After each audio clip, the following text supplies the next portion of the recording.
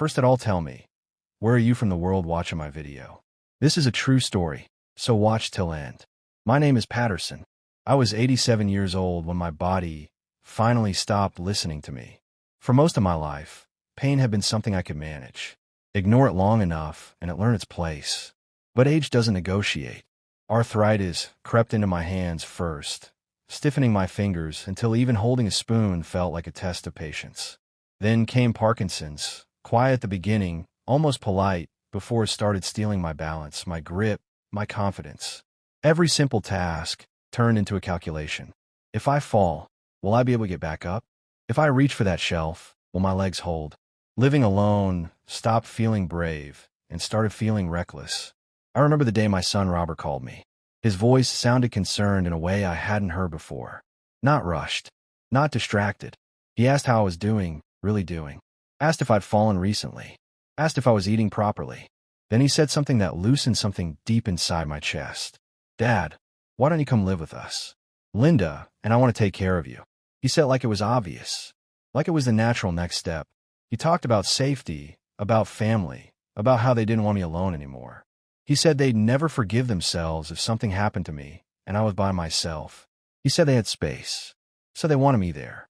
When the call ended, I sat on the edge of my bed for a long time, staring at the wall. That apartment had been my whole world for years. Small, quiet, unforgiving. I convinced myself it was enough. But in that moment, it felt empty, temporary. I felt grateful, proud even. My son wanted me close.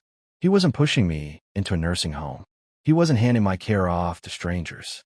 He wanted me home. So I said yes. I packed what little I had. Clothes worn thin by time. Old photographs I still recognized. Paperwork I didn't understand anymore, but couldn't throw away. When Robert arrived, he carried boxes like it was nothing, smiling, calling me Dad, in that familiar way that made me feel younger than I was. Their house was large, suburban, clean, solid. When we pulled into the driveway, sunlight hit the windows just right, and I remember thinking how safe it looked. How permanent. Linda greeted us at the door with a smile that looked warm enough. She showed me the room they prepared on the first floor, so I wouldn't have to use the stairs. Fresh sheets, a lamp, space cleared just for me. She said they converted it, especially for my comfort. I believed her. The first few weeks were calm, almost gentle. Linda cooked meals. Robert checked on me before and after work. They asked if I needed anything. I told myself I was lucky. I told myself this was how families were supposed to work. But the truth didn't arrive all at once. It leaked in slowly, through moments I tried hard not to notice. I found the papers by accident. A quiet afternoon. The house empty. I was looking for something insignificant, maybe an old receipt, when I opened a drawer and saw a familiar folder. My hands recognized it before my mind did. When I unfolded the papers inside, my breath caught. The deed. My name was there. Clear. Undeniable. At first, I thought I was confused. Read it again. Then again. And suddenly I remembered everything. Buying the house 15 years earlier when I was still working. Calling it an investment. Letting Robert live there rent-free because he was my son and needed a start. No contracts. No rent. Just trust. I had always planned to leave it to him when I died. But I wasn't dead. The house was mine. I sat there holding those papers, feeling something strange and hollow in my chest. Robert had invited me to live with them, as if he were doing me a favor, as if he were opening his home to me out of kindness. Not once had he mentioned that I was moving into property I legally owned. The power dynamic we were living under wasn't just wrong. It was backwards. I thought about saying something, clearing it up, but I didn't want to create tension. Didn't want to embarrass him or make Linda uncomfortable. I told myself ownership was just a technicality, that love mattered more than documents, that we could all live peacefully without turning family into legal arguments. That was my first mistake. Things changed slowly, quietly. Only when Robert wasn't around. Linda's tone shifted. Her smiles faded the second his car left the driveway. At first, it was easy to excuse. Stress, maybe. I told myself I was being sensitive. That age made me imagine slights where there were none. Then the morning started. She would burst into my room around 6, yanking the curtains open without warning. Light would flood my eyes while she stood there telling me not to come out until she said so. She said she wanted to enjoy her morning without seeing my face. Sometimes she locked the door from the outside. Breakfast never came. Neither did lunch. By afternoon, my stomach would ache so badly it felt hollow. When I asked for food, she told me to stop exaggerating. Said missing a meal wouldn't kill me. Sometimes she brought me a glass of water, like it was charity. At 6 o'clock, everything changed. Robert's car in the driveway was like a switch flipping. Linda became someone else. She cooked elaborate dinners, served me full plates with a gentle voice. Robert watched her with pride, telling people how lucky he was to have a wife who took such good care of his father. That dinner was often the first thing I'd eaten all day. I never told him. I was afraid. Afraid he wouldn't believe me. Afraid she'd punish me worse if I spoke up. I'd seen the look in her eyes when we were alone. Cold. Calculating. Daring me to say something. She controlled everything. The bathroom was hers to grant. I had to ask.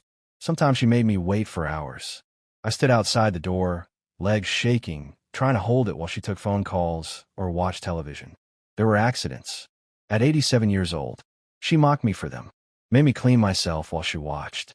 My medications disappeared. She hid them, moved them, pretended to search while my hands shook worse and worse. Then she complained to Robert that my symptoms were getting worse, that caring for me was becoming too much. Laundry became torture. She piled their clothes into the bathtub and made me wash them by hand.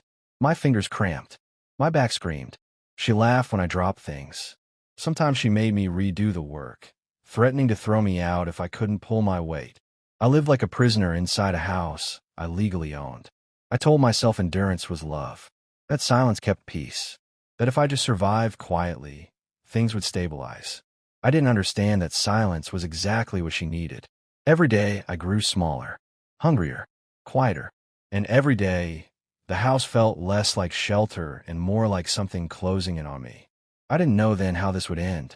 I didn't know that the door I'd walked through trusting my family would one day slam shut behind me. And I didn't yet know what it would cost them when it did. There are two versions of a house when you live with someone like Linda. One version exists when witnesses are present. The other comes alive the moment the last car leaves the driveway. Robert never saw the second one. Every morning, I learned to listen for the sound of his engine. The click of the door. The brief pause before the car pulled away. That sound meant safety was gone for the day. It meant the performance was over. Linda's face would change almost instantly.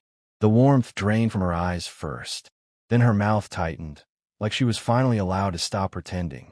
Sometimes she didn't even speak at first. She would just look at me the way someone looks at a stain they've tried and failed to scrub out. "Don't come out," she'd say flatly. "I don't want to deal with you today." If I was still in bed, she'd yank the curtains open hard enough to rattle the rod. Light stabbed into my eyes. My joints screamed as I tried to sit up quickly, disoriented, heart pounding. Some days she locked the door. The first time it happened, I thought it was a mistake. I tried the handle gently, then harder. Nothing. I knocked. I called out. No answer. I sat on the bed, staring at the door, wondering how long it would stay that way. Hours passed. No bathroom. No food. No medications. When she finally unlocked it, she acted annoyed, like I'd interrupted her. Told me I should be grateful. She even remembered. I apologized without knowing why. Hunger became a constant companion. Not the sharp kind that passes, but a dull, aching emptiness that made my hands shake worse than the Parkinson's already did. By afternoon, I felt hollow, weak, dizzy. When I asked for food, she rolled her eyes. "You ate last night," she'd say. "Stop acting like you're starving to death." Sometimes she brought me water. Just water. Set it down without a word, like she was feeding a plant she barely cared to keep alive. Then, every single evening at exactly 6, the house transformed. Robert's car in the driveway meant Linda became someone else. Pots clanged. The smell of cooking filled the house. She smiled again. She called me Dad in a soft voice. She carried plates piled high with food and set them in front of me like an offering. "There you go," she'd say sweetly. "I made your favorite." Robert watched from the doorway, pride written all over his face. "You're amazing with him," he'd tell her. "I don't know what I'd do without you." I ate slowly, forcing my hands to steady. That meal was often the only thing I'd eaten in 24 hours. Linda watched me from the corner of her eye, smiling at Robert while daring me to speak. I never did. Fear is a quiet thing at first. It doesn't scream. It whispers. It tells you what will happen if you tell the truth. It shows you the worst version of the future and convinces you it's inevitable. I believed her cruelty would get worse if I exposed her. And I was right. She controlled the bathroom like it was a privilege I had earned. I had to ask. Always ask. Sometimes she said yes immediately.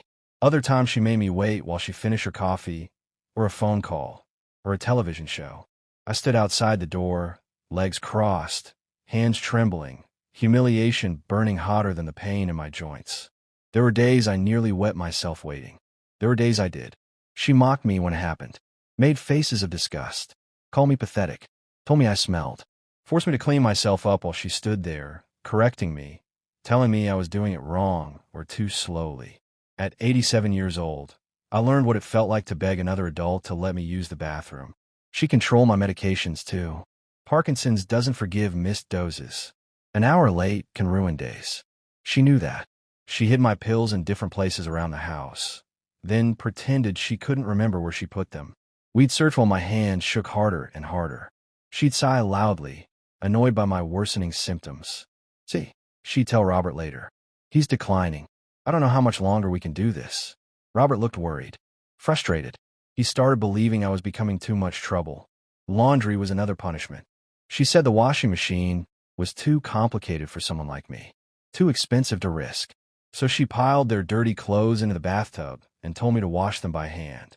My fingers barely closed anymore. My knuckles were swollen. My back screamed every time I bent over the tub. Water sloshed everywhere as my hands shook uncontrollably. She laughed when I dropped something. Mocked how slow I was. Sometimes she dumped the clean laundry back into the tub and told me to do it again. If you can't handle simple chores, she'd say, maybe you shouldn't be living here. The threat hung in the air like a blade. She timed my showers, banged on the door if I took longer than 5 minutes, shut off the hot water without warning. I rushed through washing myself, joints stiff, hands shaking, knowing she was waiting for a reason to punish me. I stayed silent because silence felt safer than nowhere. I had no savings, no phone, no credit cards. She convinced Robert the first couldn't be trusted with them. I had no one to call, no place to go. I was 87 years old, sick, and completely dependent on the people who despised me. I told myself this was temporary, that would pass, that if I endured quietly, she'd grow tired of tormenting me. I didn't understand that torment was the point.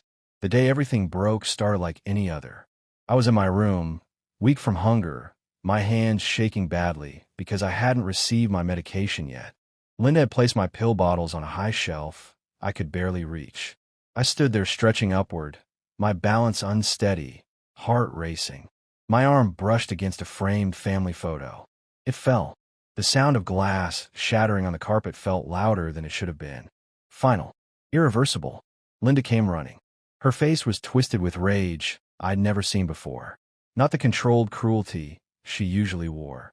This was raw, explosive, years of resentment pouring out all at once. She screamed at me, called me useless, clumsy, said I destroyed everything I touched, that she was sick of cleaning up after me, sick of my problems, sick of my existence. Her voice got louder with every word. I'm done, she screamed. I'm done with you. She said I was ruining their lives, that my presence was a prison, that they couldn't enjoy their home because of me, that I needed to stop disturbing her and her husband. Then she told me to get out. Right now. I tried to reason with her, tried to ask where I was supposed to go. She didn't care. She grabbed garbage bags from under the sink and started stuffing my clothes into them like trash. I begged her to calm down, asked her to let me call Robert. She shoved the bags toward the door. You've manipulated us long enough, she said. I'm ending this. She dragged the bags outside and threw them onto the lawn. They split open, spilling my clothes, my medications, pieces of my life across the grass. Then she grabbed my arm and pushed me. I stumbled, almost fell. The door slammed in my face. The lock clicked. She screamed through the door that if I tried to come back, she'd call the police. Said the house was hers, that I was trespassing.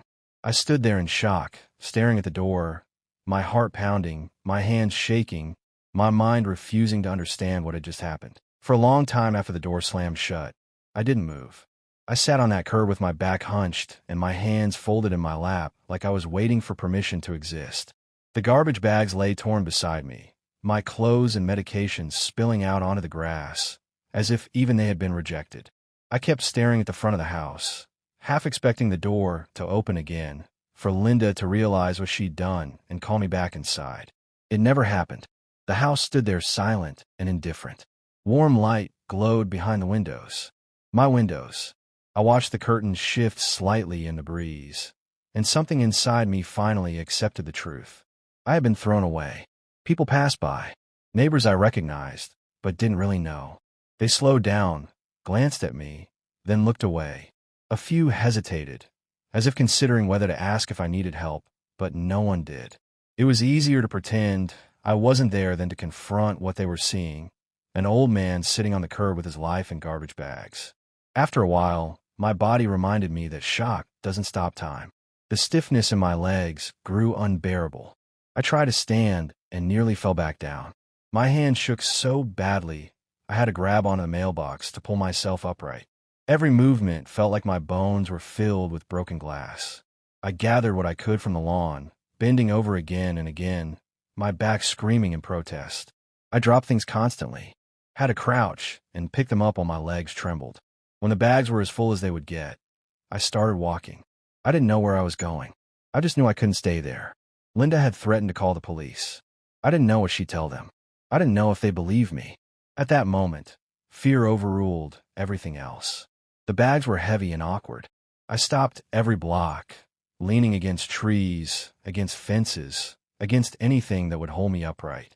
People passed me without a word. Some stared. Some pretended not to see. As the sun dipped lower, I found a bus shelter about 6 blocks away. It had a bench and a roof, which felt like luxury. I sat down and finally let myself breathe. I checked my wallet. $23. No credit cards. No phone. Linda had taken it weeks earlier, said she needed to update something on it, and never gave it back. At the time, I hadn't fought her. I rarely fought her about anything. The temperature dropped quickly after sunset. The wind cut through the open sides of the shelter. People waiting for buses glanced at me and then moved away, choosing other shelters, other benches. I understood why. I didn't look like someone they wanted to sit next to. That night, I didn't sleep. I sat upright, clutching my bags, jumping at every sound. Every footstep felt like a threat. I was afraid someone would steal what little I had left, or hurt me just because they could. I kept coughing, my chest tight, my breath shallow. From the shelter, I could see the faint glow of lights in the distance. The direction of the house. I imagined Robert coming home from work, Linda telling him some story about me leaving voluntarily, about how I decided to stay with friends, about how I wanted my independence back. I knew he believed her. He never came looking for me. The next morning, I tried shelters. The first one was full. The woman behind the desk looked at me with sympathy and shook her head. The second was the same. The third had a waiting list that stretched months into the future. They told me elderly homelessness was becoming common, that resources were thin, that I should keep trying. So I tried to survive. Soup kitchens became my meals. Long lines where I stood for hours, my legs aching, my back burning. The food was warm but minimal, barely enough to keep me upright. I lost weight quickly. My clothes started hanging off me like they belonged to someone else. At night, I slept wherever I could. Bus shelters when I was lucky, park benches when I wasn't. I learned to sleep sitting up because lying down hurt too much. I never really rested. I dozed and woke and dozed again, always alert, always afraid. By the 4th day, I was coughing constantly, a deep, rattling cough that burned my chest. Fever followed. I shivered even when the sun was out. I knew something was wrong. I knew I needed help. I had no way to get it. By the 5th night, 2 young men saw what I was, an easy target. They shoved me down, went through my pockets, and took the $23 I'd been rationing carefully. When I hit the pavement, my head struck hard. I lay there stunned while they ran off laughing. I remember thinking how strange it was that the pain of losing that money hurt more than hitting my head. It was the last thing I had. The pneumonia got worse. I coughed up blood. Every breath felt like my lungs were filled with wet cement. I grew dizzy, confused. The days blurred together. I started thinking maybe this was how it ended. That maybe dying quietly on the street would solve everyone's problems. On the 7th night, I stood on a street where I could see the house again. Lights glowed warmly inside. Shadows moved behind the curtains. Robert and Linda, comfortable, eating dinner, watching television unaware or uncaring that I was freezing just a few blocks away. Something inside me broke. By the 8th morning, I could barely walk. My vision blurred at the edges. I was trying to find a soup kitchen someone had mentioned when my legs finally gave out. I reached for a parking meter and missed. I fell hard onto the concrete. I couldn't get back up. I lay there gasping, my lungs rattling, my body refusing to cooperate. I thought, distantly, that this was it, that this was where I died. Then I heard footsteps running toward me. A young man knelt beside me, his face tight with concern. He asked if I was okay, if I needed an ambulance. I tried to answer, but the coughing took over. Blood filled my mouth. He didn't hesitate. He called for help immediately, stayed with me, held my hand while I waited. The ambulance came fast. As they loaded me inside, I remember thinking how strange it was that it took collapsing in front of strangers' office for someone to finally see me. I didn't know then that this man, this stranger, was about to change everything. I only knew that I was tired, and that if help didn't come now, there wouldn't be another chance. When I woke up, the ceiling above me was white and unfamiliar. For a moment, I thought I'd already died. The air smelled clean, sharp with disinfectant. There was a steady beeping somewhere nearby, rhythmic and calm, like a reminder that time was still moving forward. My chest hurt every time I breathed, but it was a different kind of pain than the street, controlled, contained. A hospital. I turned my head slowly and saw a young man sitting in a chair beside the bed. He looked exhausted, jacket draped over the back of the chair, tie loosened, hands folded together like he'd been thinking too hard for too long. When he noticed my eyes open, he leaned forward immediately. "Easy," he said gently. "You're safe. You collapsed outside my office. You've got severe pneumonia and dehydration, but you're going to be okay." Safe. The word didn't feel real. He introduced himself as Marcus Chun, a lawyer. He said he'd seen me fall through the window and run outside. Said he couldn't just leave me there. He stayed while doctors worked on me, while they pumped fluids into my veins and wrapped oxygen around my face. He stayed even when there was no reason to. After a while, when my breathing steadied enough to talk, he asked me the question no one else had asked in 7 days. "How did you end up on the street?" At first, I didn't want to answer. The story felt too heavy, too humiliating. But something about the way he looked at me, focused, present, made the words come. Slowly at first, then faster. I told him everything. About moving in with my son. About Linda. About the hunger. The bathroom.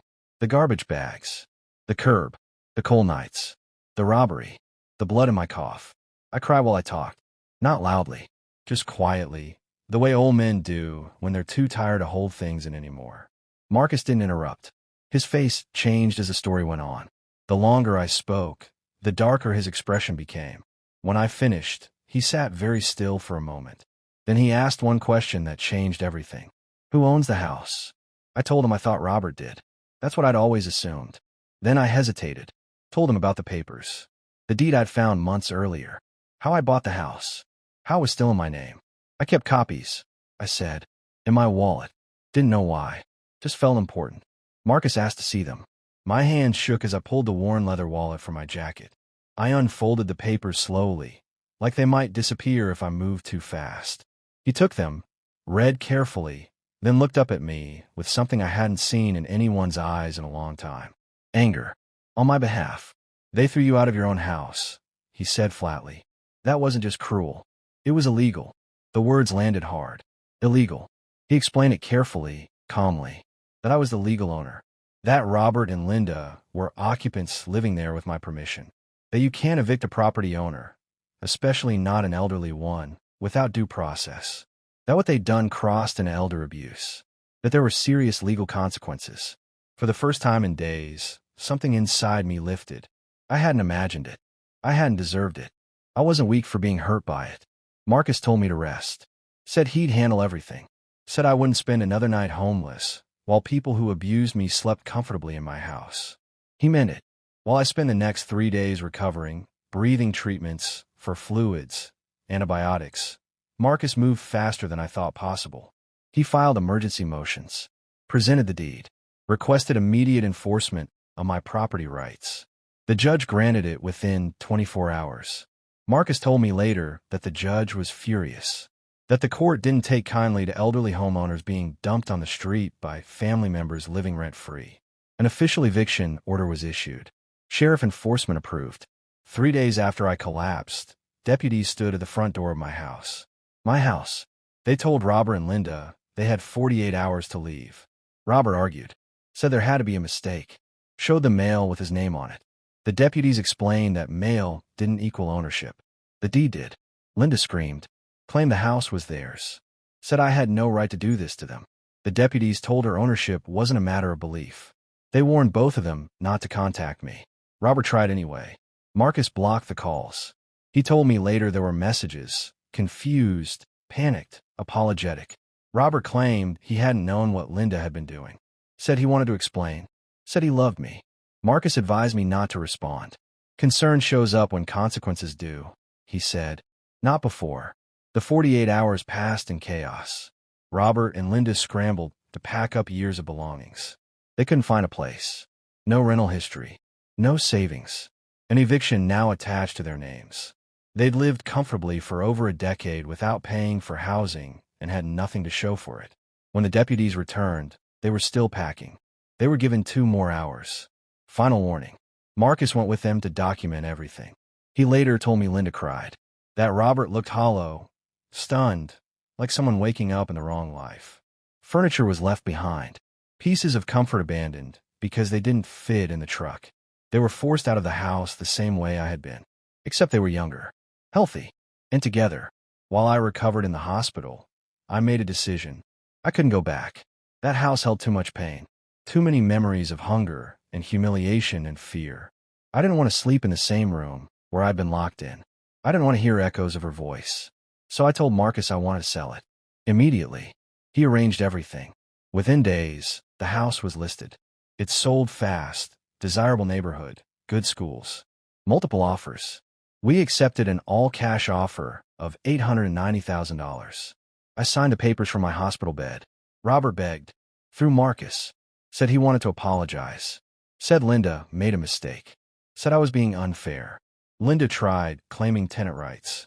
Her own lawyer shut that down quickly. She had none. The sale closed on schedule.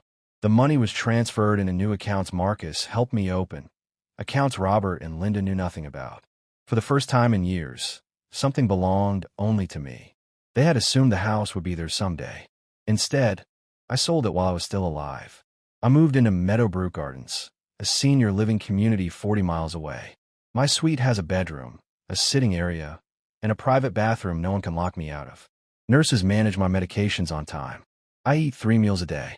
No one calls me a burden. My health has improved, not because I got younger, but because the abuse stopped. Robert still calls sometimes. Leaves messages I delete without listening. Linda tried showing up once. Security escorted her out.